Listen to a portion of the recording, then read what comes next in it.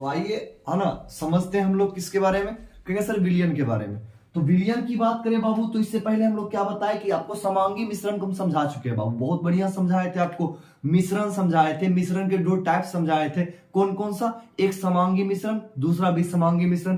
थोड़ा देर आगे बढ़े यदि हम उस टॉपिक में, तो कहेंगे सर हम मिश्र धातु के बारे में भी जान गए, और तीन मिश्र धातु के बारे में हम लोग विस्तार पूर्वक जाने थे। एक आपका पीतल था, दूसरा क्या था? जर्मन सिल्वर था, और तीसरा कांसा था। आप लोग जान रहे हैं कांसा का ही पैसा बना रहता है, रुपया वगैरह सब कांसा का बना रहता है। तो कांसा एक महत्वपूर्ण क्या है? मिश्र धातु है। तो समझिए ध्यान से। तो इससे पहले क्लास में हम लोग किसके बारे में बात किए थे? कहेंगे सर मिश्रण के बारे में। आज हम लोग बात करने वाले किसके बारे में? विलियन के बारे में। तो आइए विलियन को देखते हैं। कहेंगे सर विलियन की बात करें तो दो या दो से अधिक पदार्थ के निश्चित अनुपात में मिलना क्या कहलाता है? विलियन कहलाता है। कहेंगे सर जब दो या दो से अधिक पदार्थ एक दूसरे के निश्चित अनुपात में मिलेगा, कहेंगे सर उसे विलियन कहेंगे। मतलब समझिए ध्यान से, निश्चित अनुपात का मतलब क्या हो गया? कहेंगे सर जैसे मान लीजिए हम एक शरबत ही बनाते हैं, तो कहेंगे सर ज्यादा मात्रा में क्या होना चाहिए? पानी होना चाहिए, और कम मात्रा में क्या होना चाहिए? चीनी होनी चाहिए। तो उसके बाद क्या करेगा? कहेंगे सर जल जो है वो क्या करेगा आपको? कहेंगे सर चीनी को घुला करके किसमें कन्वर्ट कर देगा? उसको किसमें तब्दील कर देगा? किसमें बदल देगा? कहेंगे शरबत में बदल देगा। तो देखिए ध्यान से, कहेंगे सर ये समझ गए आप, दो या दो से अधिक पदार्थों के निश्चित अनुपात में मिलना विलियन कहलाता है। उसी को हम लोग इंग्लिश में लिखे, व्हेन टू और more substance mix together by the definite ratio is called solution. कि जब दो या दो से वही डेफिनिट रेशियो में एक दूसरे से आपस में मिलते हैं, तो क्या बन जाता है? विलियन बन जाता है। तो समझिए ध्यान से। आप कहेंगे सर एक बात बताएं आपको, विलियन जो है ना एक प्रकार का समांगी मिश्रण है। क्या बाबू? समांगी मिश्रण। समांगी मिश्रण तो आप लोग समझ रहे हैं। समांगी मिश्रण का मतलब ये होता है, कहेंगे सर ये पहला डेफिनेशन जो है ना, ये समांगी मिश्रण भी आप लिखे थे। देखो विलियन समांगी मिश्रण है। प्रत्येक कहेंगे सर देखिए जितना भी विलियन होता है वो समांगी मिश्रण होता है। समझे? तो समझिएगा ध्यान से। कहेंगे सर दो या दो से अधिक पदार्थों के समांगी मिश्रण को विलियन कहते हैं। तो दो या दो से अधिक पदार्थों के समांगी मिश्रण को भी हम लोग क्या कहेंगे? विलियन कहेंगे। आप समझिए ध्यान से बाबू, यदि हम बात करें विलियन का, तो विलियन के लिए क्या क्या होना अति आवश्यक है? कहेंगे सर देखिए ये कोई पात्र है, और इसके लिए कहेंगे सर विलियन में दो चीज का होना अति आवश्यक है। कहेंगे क्या सर? कहेंगे सर एक विलायक, जो चीज एक वैसा चीज जो कि किसी चीज को अपने आप में घुला लेगा, और एक ऐसा पदार्थ जो किसी चीज में, कहेंगे सर है ना जल, जैसे मान लीजिए आपका जल हो गया, ये जल क्या है? विलायक है। और कहेंगे सर इसमें मिलने वाला जो चीनी है या नमक है, ये क्या है? कहेंगे सर ये सभी आपका विलय है, जिसको हम लोग घुल भी कहते हैं या विलय भी कहते हैं। कहेंगे सर जल क्या है? जल को हम लोग विलायक या घोलक कहते हैं। क्या कहते हैं? विलायक या घोलक। लेकिन दोनों के इंग्लिश की बात करें तो कहेंगे सर दोनों का इंग्लिश एक ही होता है, सॉल्वेंट। अच्छा ये आपका सॉल्वेंट हो गया। कहेंगे सर बाहर से जो हम शरबत में मिलाए हैं चीनी, जो चीज देखिए ध्यान से, कहेंगे सर नीचे क्या है? जल, ऊपर से क्या मिलाया है हम लोग? चीनी मिलाए हैं। तो चीनी क्या हो जाएगा बाबू? ये विलय हो जाएगा। क्या हो जाएगा? विलय।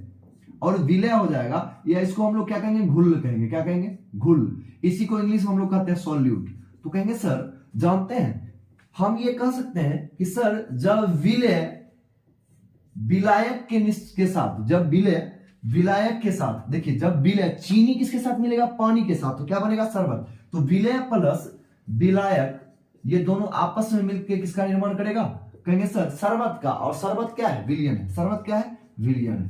तो चलिए देखिए ध्यान से, तो क्या कहेंगे? कहेंगे सर विलय प्लस विलायक बराबर क्या हो गया? विलियन। तो हम कहेंगे सर है ना सोल्यूट क्या होगा? जब सॉल्वेंट में डिजोल्व होगा तो क्या जाके बनेगा? सॉल्यूशन। क्या बनेगा? सॉल्यूशन। आपको पता है विलियन की बहुत सारी विशेषताएं होती है। तो अब कहेंगे सर जब ये जान गए कि दो या दो से अधिक पदार्थों के समांगी मिश्रण को विलियन कहते हैं। होमोजीनस मतलब क्या होता है? समांगी।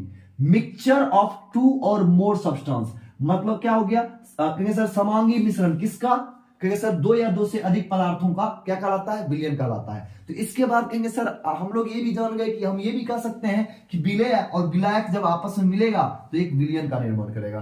किसका निर्माण करेगा? एक विलियन का निर्माण करेगा। तो अब इसके बाद जो है ना हम लोग किसको देखने वाले हैं? कहेंगे सर इसके जस्ट बाद हम लोग देखेंगे किसको? विलियन की विशेषता को। तो आइए समझते हैं हम लोग विलियन की विशेषता के बारे में, है ना। तो इसके जस्ट बाद हम लोग देखेंगे विलियन की विशेषता के बारे में। चलिए आइए, तो इससे पहले हम लोग बाबू विलियन की परिभाषा जान गए। विलियन में क्या था आपका? विलय प्लस विलायक मिलाकर क्या बनाता था? विलियन। हम कहेंगे सर चीनी और पानी का मिलना यदि शरबत बनाएगा, तो उसी प्रकार कहेंगे सर विलय और विलायक मिलकर के विलियन बनाएगा। क्योंकि आप जान रहे हैं कि चीनी क्या है? विलय है, और पानी क्या है? विलायक है। और कहेंगे सर ये दोनों मिलकर बनाता है शरबत। उसी प्रकार कहेंगे सर विलय और विलायक आपस में मिलेगा तो क्या बनाएगा, विलयन बनाएगा। तो आइए विलयन की कुछ विशेषता आपको पीछे लिखी हुई दिख रही होगी। तो देखिए ये विलयन की विशेषता है। विलयन का देखिए ध्यान से, जैसे यदि बात करें हम एक छोटा सा मोबाइल खरीदते हैं, जो एक छोटा सा मोबाइल में फीचर खोजता है, कहता है कि इसमें गाना बजेगा, फोटो खिंचाएगा, है ना। तो उसी प्रकार विलयन में भी कुछ गुण पाई जाती है। वो गुण क्या है समझिए ध्यान से, एक एक करके हम लोग समझते चलेंगे। कहेंगे सर देखिए विलयन की विशेषताएं, प्रॉपर्टीज ऑफ सॉल्यूशन। आप समझिए ध्यान से। पहली बात कहेंगे सर, पहला देखिएगा क्या है, विलयन एक प्रकार का सिंगल फेज सिस्टम है। मतलब विलयन एक प्रकार का सिंगल फेज सिस्टम का मतलब क्या होता है, तो कहेंगे सर विलयन के अणु में कहेंगे सर विलयन के जो कण है या विलयन के जो अणु है उसके प्रत्येक स्थान पर एक समानता देखने को मिलती है। कहेंगे सर वो क्या कौन सा, कण ऊपर के पानी में घुलनशील होंगे उतने ही कण नीचे के पानी में घुलनशील होंगे, यदि पूर्णतः वो शरबत बन के तैयार होगा तब। यदि उसके बाद देखिए ध्यान से, ये समझ गए। उसके बाद कहेंगे सर किसी भी विलयन में विलय हमेशा कम मात्रा में, जो चीज मिलने वाला है वो कम मात्रा में और जिसमें मिल रहा है वो अधिक मात्रा में उपस्थित होता है। तो देखिए किसी भी विलयन में विलय हमेशा कम मात्रा में तथा विलायक हमेशा अधिक मात्रा में उपस्थित होता है। विलायक क्या होगा, पानी अधिक मात्रा में और चीनी हमेशा कम मात्रा में होगा। अगला प्रॉपर्टी देखिए, विलयन में उपस्थित विलय के कणों को एक निश्चित सीमा तक ही परिवर्तित किया जा सकता है। इसके कहने का मतलब क्या हुआ, आप देखिए एक गिलास पानी है जिसमें मान लीजिए कि 100 ml पानी है। कितना ml पानी है, 100 ml पानी है। और इस 100 ml जो पानी है, इस 100 ml में यदि बात करें हम, कहेंगे सर कि 100 ml में यदि मान लीजिए ऊपर से हम लोग 150 ग्राम नमक डाल दे तो बताइए घुलेगा, कहेंगे नहीं घुलेगा। क्यों नहीं घुलेगा, क्योंकि विलायक की मात्रा क्या है, कहेंगे सर विलायक की मात्रा यहाँ पर जो है कम है और विलय की मात्रा ज्यादा है। तो पानी की भी एक सांद्रता होती है जहां तक कि पार्टिकल को घुला पाएगा, उससे अधिक के पार्टिकल को घुला नहीं पाएगा। तो इसलिए हम क्या कहेंगे कि विलयन में उपस्थित विलय के कणों को एक निश्चित सीमा तक ही क्या किया जा सकता है, परिवर्तित किया जा सकता है, अर्थात घुलाया जा सकता है। और समझिए ध्यान से, अच्छा ऐसे समझिए, कहेंगे सर एक निश्चित सीमा तक करने का मतलब क्या हुआ, 1 kg चीनी है और मान लीजिए कि आपका जो है ना 500 ml पानी है, बताइए घुला पाएगा, नहीं घुला पाएगा। क्यों नहीं घुला पाएगा, कहेंगे सर हम लोग जानते हैं कि यदि विलयन बनाना है तो क्या होना चाहिए, कहेंगे सर जो चीज मिला रहे उसकी मात्रा कम और जिसमें मिला रहे उसकी मात्रा अधिक। तो कहेंगे सर पानी की मात्रा अधिक होनी चाहिए। तो देखिए ध्यान से, इसलिए क्या लिखे, विलयन में उपस्थित विलय के कणों को एक निश्चित सीमा तक ही परिवर्तित किया जा सकता है। आगे समझिएगा, आगे क्या है, विलयन में उपस्थित विलय के कणों का आकार 10⁻⁹ यानी कि 1 नैनोमीटर से कम होता है। बात समझिए ध्यान से, आपको पता होगा, थोड़ा सा बच्चों बात कर लेते हैं हम लोग। कहेंगे सर 10⁻⁶ को हम लोग क्या बोलते हैं, माइक्रोमीटर, है ना। कहेंगे सर माइक्रोमीटर। अब देखिए 10⁻⁹ को हम लोग क्या बोलते हैं, 1 नैनोमीटर। कहेंगे सर 10⁻⁻10 को क्या कहते हैं, 1 एंगस्ट्रम। और कहेंगे सर 10⁻⁻12 को क्या बोलते हैं हम लोग, कहेंगे सर 10⁻⁻12 को हम लोग पिकोमीटर कहते हैं। कहेंगे सर 10⁻⁻15 को क्या कहते हैं हम लोग, कहेंगे सर ये इसको फेम्टो कहते हैं। क्या कहते हैं, फेम्टो, है ना, पिको फेम्टो। तो ये सभी आपको ये सभी का ही हम लोग 11th में इसका चर्चा किए हुए हैं। तो कहेंगे सर ये जानते हैं इतना छोटा कण होता है कि आप जैसे मान लीजिए कोई आपको चीनी दिया घुलाने के लिए, आप चीनी को घुला दिए, आप उसके बाद खोजिएगा चीनी किधर गया, शरबत में मिलेगा, नहीं मिलने वाला। क्यों नहीं मिलने वाला है, कहेंगे सर क्यों, क्योंकि विलय के कण जो है पूर्णतः विलायक में जाकर क्या हो गए, घुल गए, और घुल जाने के बाद क्या हो गया, कहेंगे सर वो अपना पहचान खो दिया, तो नहीं मिल पाएगा।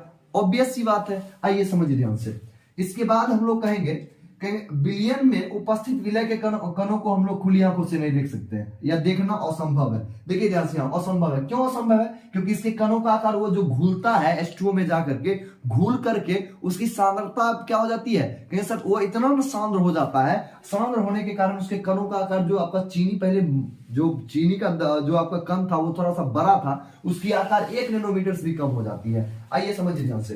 तो कहेंगे सर ये समझ गए कि इसको खुली आंखों से देखना असंभव है। उसके बाद विलयन में उपस्थित अवयव को किसी भौतिक या रासायनिक विधि के द्वारा, किसी भी भौतिक या रासायनिक विधि के द्वारा अलग नहीं किया जा सकता है। जैसे मान लीजिए आप किसी से चीनी लेकर के, और उसके बाद चीनी हो गया, और उसके बाद क्या आपका पानी लेकर के आप घोल दिए, चाहे नमक को आप पानी में घोल दिए, चाहे सरफ को आप पानी में घोल दिए, आपको आएगा कहेगा मेरा सरफ दो जो थोड़ा देर पहले था, तो उसको अलग कर सकते हैं। कहेंगे सर ज्यादा से ज्यादा क्या कीजिएगा, उबालिएगा। तो उबालने के बाद क्या होगा, कहेंगे सर विलायक की मात्रा वाष्पीकृत हो जाएगी, विलायक, फिर भी विलय की मात्रा रह जाएगा। जैसे समझिए कोई शरबत है, उसको आप खोला दीजिएगा तो वाष्पीकृत होगा, उसका मीठापन ज्यादा हो जाएगा। क्यों? क्योंकि कहेंगे सर विलय थोड़ा सा वाष्पीकृत हो सकता है, लेकिन बताइए सॉरी विलायक वाष्पीकृत, जो आपका पानी है वो वाष्पीकृत होगा। तो समझिए ध्यान से, इसका मतलब सीधा सीधा यही है कि सर विलयन के अवयव को किसी भी साधारण भौतिक या रासायनिक विधि के द्वारा अलग नहीं किया जा सकता है। तो आइए हम लोग यहां तक देख लिए। अब इसके बाद हम लोग बाबू किसके बारे में बात करने वाले हैं? तो कहेंगे सर इसके बाद जो हम बात करेंगे वो बात करेंगे कंपोनेंट ऑफ सॉल्यूशन, मतलब विलयन के अवयव के बारे में। तो अब समझिए ध्यान से कंपोनेंट ऑफ सॉल्यूशन होता क्या है। तो अब हम लोग बात करने वाले हैं विलयन के अवयव, कंपोनेंट ऑफ सॉल्यूशन। तो आइए कंपोनेंट ऑफ सॉल्यूशन के बारे में देखते हैं। देखिए कहेंगे सर इसका समझना काफी इजी है। किसी खेल में जो भाग लेता है, किसी खेल में जो भाग लेता है उसे हम लोग क्या कहते हैं? खिलाड़ी कहते हैं। क्या कहते हैं? खिलाड़ी। चलिए कहेंगे सर किसी खेल में जो भाग लेता है उसे हम लोग क्या कहते हैं? खिलाड़ी। कोई दिक्कत ना। उसी प्रकार कहेंगे सर विलयन बनाने के लिए जिन पदार्थों का उपयोग किया जाता है उसे हम लोग विलयन का अवयव कहते हैं। कहेंगे सर खेल में जो व्यक्ति, कहेंगे सर खेल। चलिए अब हम लोग देख लेते हैं बाबू विलयन का अवयव, कंपोनेंट ऑफ सॉल्यूशन। तो कहेंगे सर देखिए ध्यान से, यदि मान लीजिए कोई खेल हो रहा है तो खेल में पार्टिसिपेट करने वाले को हम लोग क्या बोलते हैं? खिलाड़ी बोलते हैं। क्या बोलते हैं? जो खेल में भाग ले उसे हम लोग कहेंगे बाबू खिलाड़ी। क्या कहेंगे? खिलाड़ी। चलिए कहेंगे सर जो खेल में भाग ले उसे हम लोग खिलाड़ी कहते हैं। कोई दिक्कत? ऐसा नहीं कोई सोच लिया तू है ना मैं अनारी तू खिलाड़ी वाला हाल। देखिए ध्यान से, खेल में जो भाग ले उसे खिलाड़ी कहते हैं। उसी प्रकार जो विलयन के निर्माण में भाग लेगा ना उसे विलयन का अवयव कहेंगे। क्या कहेंगे? विलयन का अवयव। जो खेल में भाग ले उसे खिलाड़ी।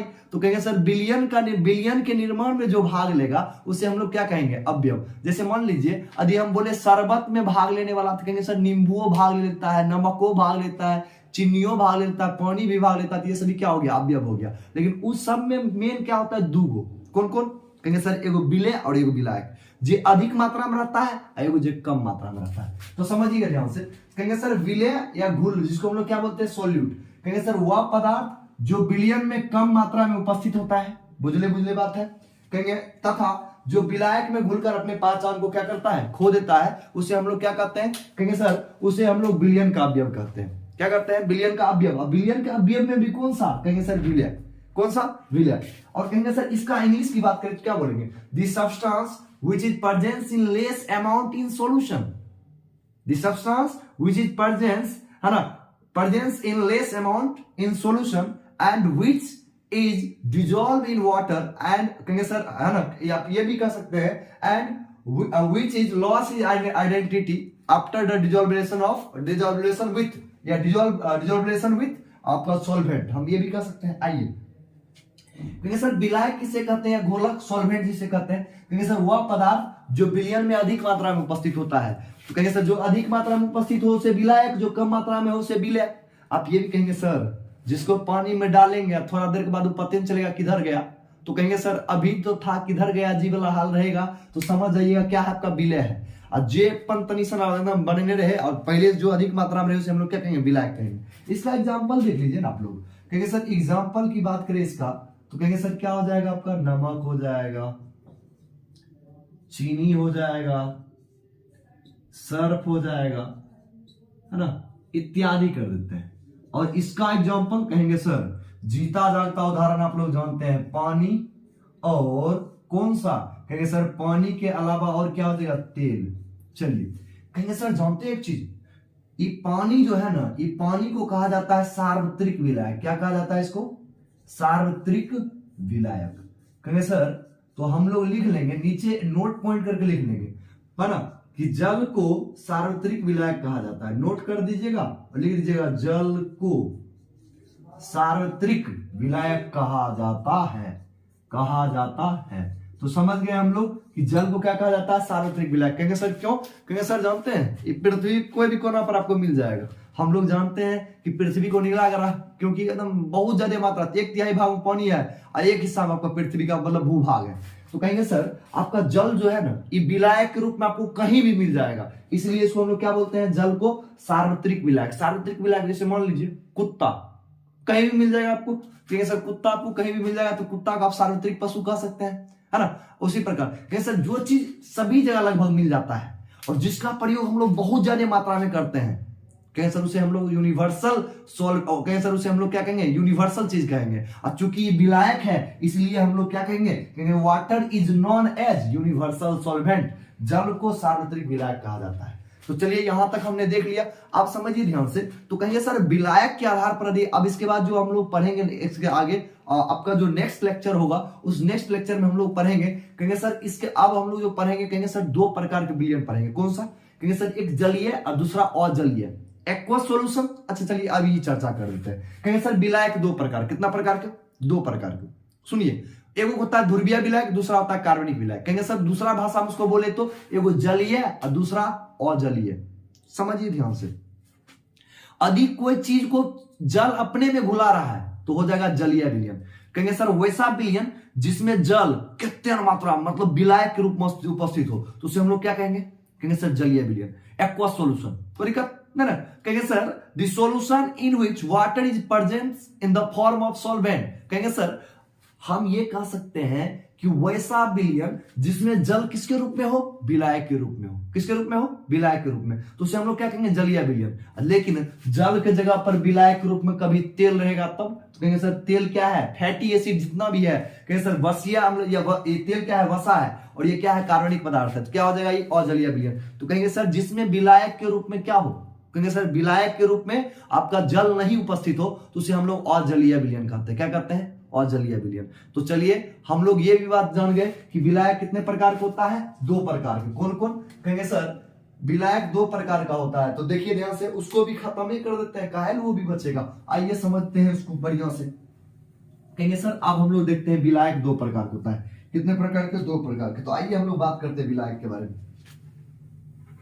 कहेंगे सर विलायक, तो कहेंगे सर विलायक जो है ये दो प्रकार का है आपका।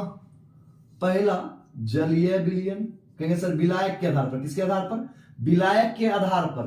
तो विलायक के आधार पर विलयन के प्रकार हम कह सकते हैं, विलायक के आधार पर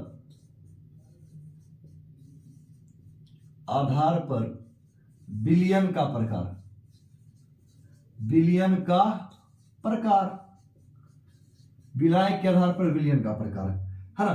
तो हम इसको इंग्लिश में भी यदि बोले तो क्या बोलेंगे, types of solution on the basis of solvent, on the basis of solvent. कोई दिक्कत, sir types of solution on the basis of solvent. हम कह सकते हैं कि there are two types of solution on the basis of solvent. First is aqueous solution and second is non aqueous. आप समझिए ध्यान से, पहला क्या आपका बाबू, जलीय विलयन। कौन सा विलयन, जलीय विलयन। तो आइए हम लोग जलीय विलयन के ऊपर चर्चा करते हैं।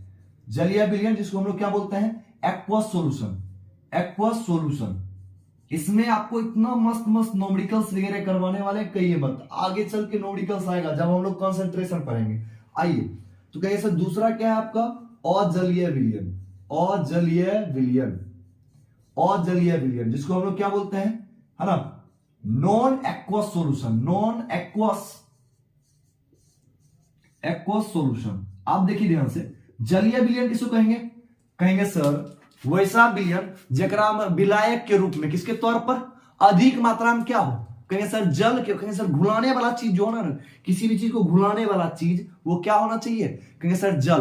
तो कहेंगे सर जिसमें जलीय विलयन के रूप में क्या हो, कहेंगे सर जलीय विलयन कहते हैं। कहेंगे सर विलायक के रूप में क्या हो, जल उपस्थित हो, उसे हम लोग जलीय विलयन कहते हैं। जिसमें विलायक के रूप में जल उपस्थित नहीं हो उसे हम लोग नॉन एक्वस सॉल्यूशन कहते हैं। तो चलिए आज हम लोग यहां तक समझ गए। इसके जस्ट बाद हम लोग पढ़ेंगे किसके आधार पर, कहेंगे सर आपका जो कण है, विलयन में उपस्थित कण है, उसके आधार पर हम लोग किसका प्रकार पढ़ेंगे, विलयन का प्रकार। तो हम क्या पढ़ेंगे, कहेंगे सर इसके बाद हम कहेंगे सर आपका जो पार्टिकल है, किसी विलयन में जो उपस्थित कंपोनेंट है, उसके आधार पर विलयन का प्रकार देखेंगे। और उसमें हम लोग पढ़ेंगे बाइनरी सॉल्यूशन क्या होता है, ट्राइनरी सॉल्यूशन क्या होता है, पॉलिनरी सॉल्यूशन क्या होता है। और उसके जस्ट बाद जब वो पढ़ लेंगे तो मेन जो आपका चैप्टर स्टार्ट होगा बाबू, सांद्रता से स्टार्ट होगा। फिलहाल के लिए आज इतना ही रखते हैं। चलिए तब तक के लिए धन्यवाद। और आप लोग बताइएगा कमेंट में आपको समझ में आया कि नहीं आया। इससे बढ़िया भी फिर से धीरे धीरे देखिए, ऑनलाइन प्लेटफॉर्म पर हम इससे पहले थे नहीं, लेकिन अब एक कुछ डिफिकल्टी का भी सामना करना पड़ता है, लेकिन एक नया प्रयास है और कैमरा के सामने आप लोग ऑफलाइन क्लास में तो बच्चे रहते हैं तो जोश एकदम हाई रहता है, लेकिन यहाँ पर थोड़ा सा